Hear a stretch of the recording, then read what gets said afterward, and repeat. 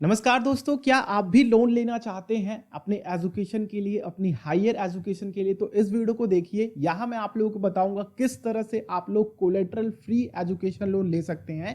Collateral क्या होता है? कोलेटरल यानी कि कोई भी आप लोगों का इन्वेस्टमेंट हो गया, कोई भी एसेट हो गया, उसको आप लोग गिरवी रख करके जो लोन लेते हैं वो आप लोगों का कोलेटरल होता है। ठीक है, तो ये चीजें ना हो करके, यानी कि आप लोग कुछ गिरवी ना रखना पड़े, वो कितना संभव है आप लोगों के लिए, यानी कितना अमाउंट तक संभव है और क्या प्रोसेस होती है आप लोगों के एजुकेशन लोन के लिए? क्योंकि मैं भी इस दौर से गुजर चुका हूं। जब मैं भी स्टूडेंट था तो मैं भी एजुकेशन लोन के लिए अप्रोच किया था और मैंने एक दो फ्रेंड्स को एजुकेशन लोन दिलाए भी हैं।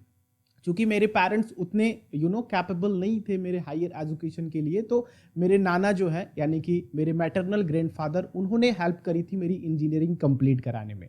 तो मुझे एजुकेशन लोन की ज़रूरत नहीं पड़ी। लेकिन मेरे जैसे और भी ऐसे कई लोग हो सकते हैं जिनके नाना या फिर कोई अदर फैमिली सपोर्ट ना करे और उनके पेरेंट्स भी इतनी कैपेबल ना हो कि वो अपने बच्चों के हायर एजुकेशन के लिए, जैसे कि अगर वो इंजीनियरिंग फील्ड में जाना चाहते हैं, अगर उनको कोई गवर्नमेंट कॉलेज नहीं मिला या फिर गवर्नमेंट कॉलेज मिला भी है तो वहाँ के इतने खर्चे होते हैं, लाइक हॉस्टल की फीस और सेमेस्टर की फीस। और अगर आप लोग प्राइवेट कॉलेजेस में चले गए, कोई अच्छे प्राइवेट कॉलेज में आपका एडमिशन हो रहा है, तो 1.5 से 2 लाख रुपए अप्रोक्स आप लोगों का 2 सेमेस्टर का लग जाता है, यानी कि 1 साल का। तो कुल मिलाकर के अगर अप्रोक्स देखा जाए गवर्नमेंट या फिर प्राइवेट कॉलेजेस के, तो हर साल 2 लाख रुपए तक के खर्चे हो जाते हैं। यानी कि अगर हम लोग 8 सेमेस्टर पूरा कर रहे हैं तो ऑलमोस्ट 8 लाख रुपए तक का हमारा चला जाता है।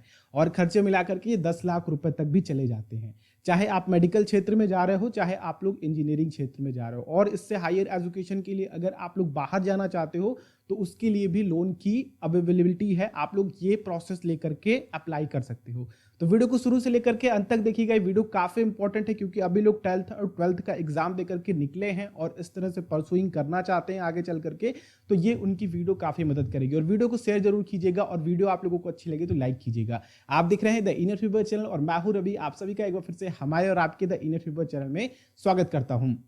सबसे पहले दोस्तों, कि एजुकेशन लोन आखिर आप लोगों को कितना मिलता है? सबसे पहले तो आप लोग ये जान लीजिए कि अगर आप लोग इंडिया में रह करके पढ़ाई करना चाह रहे हैं तो अप्रोक्स आप लोगों को 10 लाख रुपए तक का लोन मिल जाएगा आराम से। ठीक है, वहीं पे अगर आप लोग बाहर जाकर के पढ़ाई करना चाहते हैं, यानी कि इंडिया से बाहर जाकर के किसी कंट्री में पढ़ाई करना चाहते हैं, तो 20 लाख रुपए तक का लोन आपको मिल जाएगा।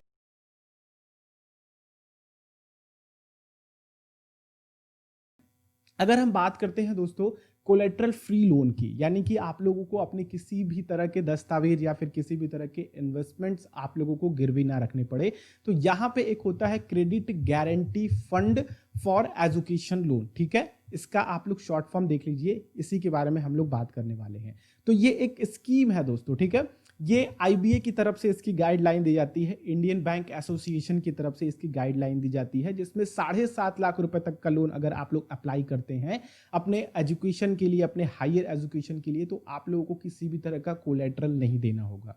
ये इसका रूल है। लेकिन आईबीए क्या है, यानी कि इंडियन बैंक एसोसिएशन है, तो भैया बैंक के बारे में ये ज्यादा सोचेगा, तो बैंक को ये थोड़ा सा छूट दे रखा है। यानी कि वो बैंक आप लोगों से, जिस भी बैंक से अप्लाई कर रहे हैं आप लोग, चाहे एसबीआई हो, पीएनबी हो, कैनरा हो या फिर कोई भी एक्स बैंक हो, अगर आप लोग उससे अप्लाई कर रहे हैं तो आप लोगों को कोलेट्रल देना पड़ सकता है। ठीक है, बैंक ये डिमांड कर सकती है कि आपको कोलेट्रल देना पड़े। लेकिन अगर आप लोग 4 लाख से या फिर उससे नीचे का लोन लेते हैं तो वो कोलेट्रल आप लोगों को वहां पे नहीं देना पड़ेगा। लेकिन 4 से 7.5 लाख के बीच का जो अमाउंट है, ये बैंक के ऊपर करेगा, उनके इंटरनल फैक्टर के ऊपर डिपेंड करेगा कि वो आप लोगों से कोलेट्रल की डिमांड करें कि ना करें। क्योंकि देखिए दोस्तों, इंडियन बैंक एसोसिएशन की तरफ से इसकी गाइडलाइन बनाई गई है, तो बैंक कहीं ना कहीं थोड़ा सा पॉजिटिव उनकी तरफ रहेगा ही।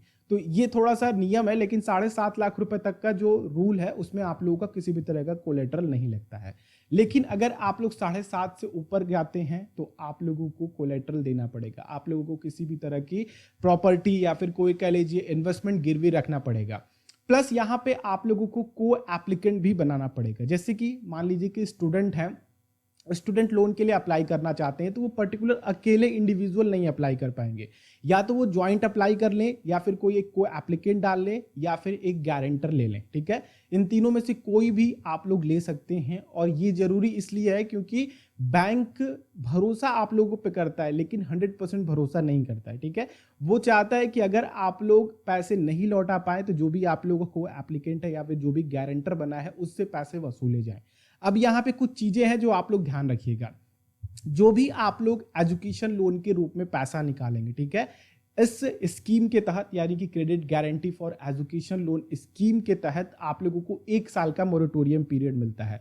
ठीक है, इसमें आप लोग 1 साल के बाद जब भी आप लोगों की पढ़ाई कंप्लीट हो जाए, जैसे कि आप लोग बीटेक कर रहे हैं, ठीक है, एक टेक्निकल कोर्स कर रहे हैं, तो आप लोगों को 4 साल का पीरियड मिला। ठीक है, आपने फर्स्ट ईयर में अप्लाई किया एजुकेशन लोन, आप लोगों को वहां पे मिला और आप लोग 4 साल कंप्लीट कर लिए। फिर उसके बाद 1 साल का आप लोगों को मोरेटोरियम पीरियड मिलता है जिसमें आप लोगों को छूट मिलती है कि इसके बाद से आप लोग अपनी ईएमआई भरना स्टार्ट करेंगे।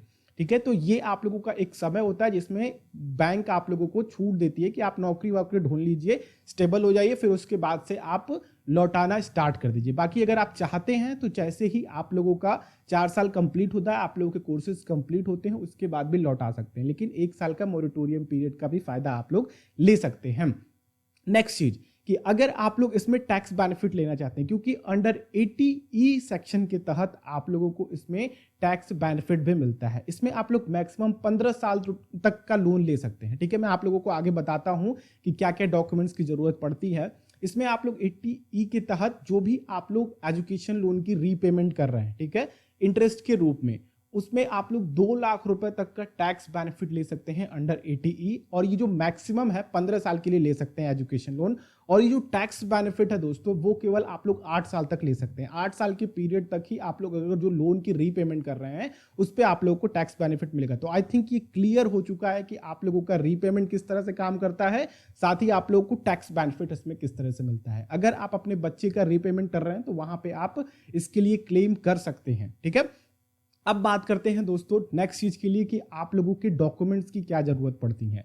तो अगर आप लोगों का अभी तक कोई भी क्वेश्चन आ रहा हो तो आप लोग मुझे नीचे कमेंट बॉक्स में पूछ लीजिएगा, मैं आप लोगों का रिप्लाई कर दूंगा। अप्रॉक्स सभी बैंक के लिए एप्लीकेबल है, जो मैं आप लोगों से बातें कर रहा हूं सभी बैंक में इसकी जरूरत पड़ती है। जो डॉक्यूमेंट्स मैं आप लोगों को आगे बता रहा हूं और जो भी मैंने अभी तक बताया हुआ है। ठीक है, तो अगर आप लोग एजुकेशन लोन के लिए अप्लाई करने जा रहे हैं तो सबसे पहले तो आप लोगों को कॉलेज की सीट अलॉटमेंट लेटर होनी चाहिए। ठीक है, जिस भी कॉलेज यूनिवर्सिटी में है उसकी सीट अलॉटमेंट लेटर होनी चाहिए। और बैंक में भी आप लोग पता कर लीजिएगा, पहले आप लोग किसी भी बैंक में जा रहे हैं अप्लाई करने तो वहां पे पता कर लीजिए कि उस पर्टिकुलर कॉलेज के लिए, इस कोर्सेज के लिए वहां पे ये लोन मिल रहा है कि नहीं। क्योंकि बहुत सारे बैंक्स क्या होते हैं कि वो देते ही नहीं है लोन। ठीक है, कई लोग पूछते रहते हैं कि इस कोर्स के लिए है कि नहीं, उस कोर्स के लिए है कि नहीं, तो ये आप बैंक ही बता सकता है। कई बैंक होते हैं कि हर तरह के कोर्सेज के लिए आप लोगों को लोन प्रोवाइड करते हैं।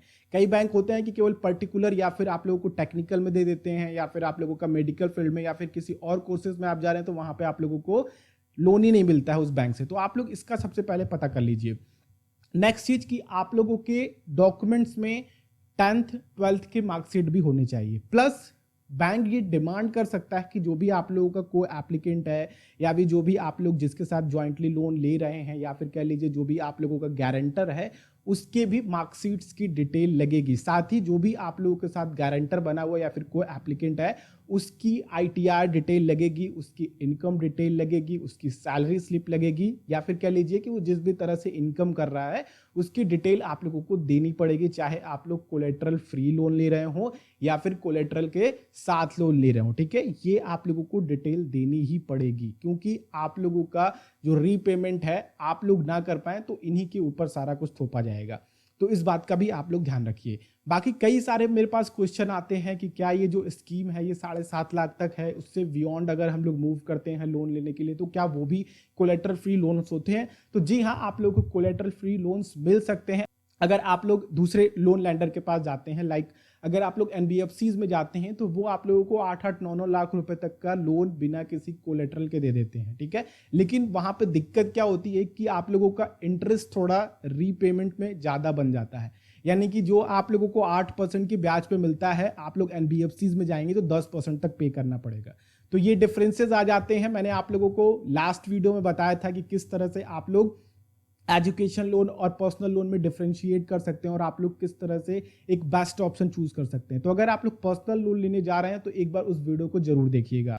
और दोस्तों चलते चलते मैं आप लोगों को कुछ आखिरी बातें हैं जो ध्यान रखिएगा, आप लोगों का काफी पैसा भी बचाएंगे। तो आप लोग जिस भी लैंडर से लोन ले रहे हैं, एजुकेशन लोन ले रहे हैं, वो ध्यान रखिएगा कि बैंक एसोसिएशन के साथ वो रजिस्टर्ड हो, तभी आप लोगों को इनकम टैक्स का लाभ मिलेगा एटीई के अंतर्गत, अगर आप लोग जो रीपेमेंट कर रहे हैं। और अगर आप लोगों का लोन अप्रूव्ड हो जाता है तो बैंक क्या करती है कि आप लोगों को चेक नहीं देती है, वो डायरेक्ट आपके कॉलेज को देती है। ठीक है, तो इस बात का भी आप लोग ध्यान रखिएगा कि कॉलेज के नाम पे ही आप लोगों का चेक कटता है। जो भी आप लोगों के कॉलेज के नाम पे जैसे कि फीस सबमिट करते हैं, जैसे कि मैंने अपनी इंजीनियरिंग करी है तो कॉलेज के नाम पे डीडी वगैरह बना करके देता था, तो वैसे ही चेक या तो आप लोगों को मिलेगी या फिर डायरेक्टली आप लोगों के कॉलेज को चली जाएगी। ये सारी फीस एक साथ नहीं जाती है, ये टुकड़ों में जाती है, सेमेस्टर के हिसाब से जाती है। अगर आगे चल करके आप लोग को किसी भी तरह की दिक्कत पैदा करते हैं तो आगे की इंस्टॉलमेंट बंद कर दी जाती है। इस बात का भी आप लोग ध्यान रखिएगा। तो अगर आप लोग एजुकेशन लोन ले रहे हैं तो कॉलेज में ऐसे बहुत सारे एक्टिविटी होती हैं, ऐसे बहुत सारी लोग होते हैं जो कि थोड़े से आउट ऑफ द कॉलेज होते हैं, यानी कि थोड़ी सी रॉन्ग एक्टिविटी में काफ़ी ज़्यादा इन्वॉल्व होते हैं। तो अगर आप लोग उसमें फंसते हैं, अगर आप लोगों के ऊपर किसी भी तरह के पुलिस केसेस वगैरह होते हैं तो आप लोगों का जो लोन अप्रूव्ड हुआ है उसे कैंसिल कर दिया जाएगा और आने वाले जो भी सेमेस्टर की फीसेज हैं उनको बैंक की तरफ से नहीं दिया जाएगा कॉलेज को। आई होप आप लोगों को सारी इन्फॉर्मेशन मिल चुकी है, लेकिन फिर भी कहीं ना कहीं किसी ना किसी तरह के क्वेश्चन आ सकते हैं, तो आप लोग कमेंट बॉक्स में पूछ लीजिएगा, मैं आप लोगों के रिप्लाई कर दूंगा। या फिर आप लोग इंस्टाग्राम पे भी मुझे मैसेज कर सकते हैं, @theIndianFever सर्च कीजिए, वहां मैं मिल जाऊंगा। नीचे वीडियो के डिस्क्रिप्शन में सारे लिंक दी हुई है। अगर आप लोगों को ये वीडियो अच्छी लगी हो तो लाइक कीजिएगा और हमारा प्रोत्साहन बढ़ाइए, वीडियो को शेयर करके दूसरों को बताइए। और अगर आप लोग चैनल पर नए हैं, इसी तरह की और वीडियोज देखना चाहते हैं तो चैनल को भी सब्सक्राइब करें और बेल आइकन को क्लिक करेंगे तो आने वाली वीडियोस की नोटिफिकेशन आ सकेंगी। हम लोग नेक्स्ट वीडियो में मिलते हैं। आप लोगों का दिन शुभ हो। जय हिंद।